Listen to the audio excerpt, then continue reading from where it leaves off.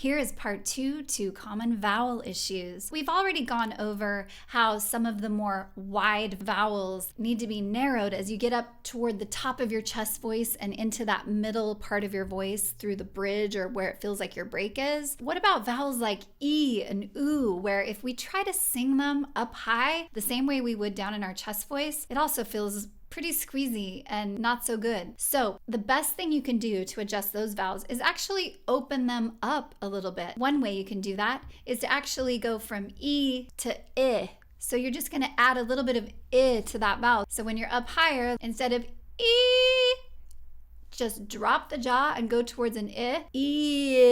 I. Feels much better. So same thing with oo. Instead of ooh, really closed, you're gonna open it up to dropping the jaw and going towards So you can try that in your chest voice. Ooh. Then take it up high. Ooh.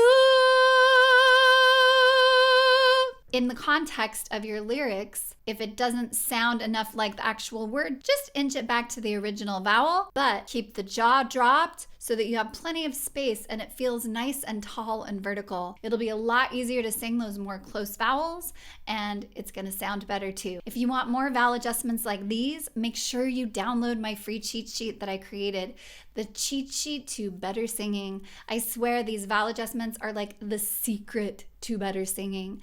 When I started implementing them into my own singing, everything changed, and I see it happen with my students too. If you found this helpful, please like and subscribe.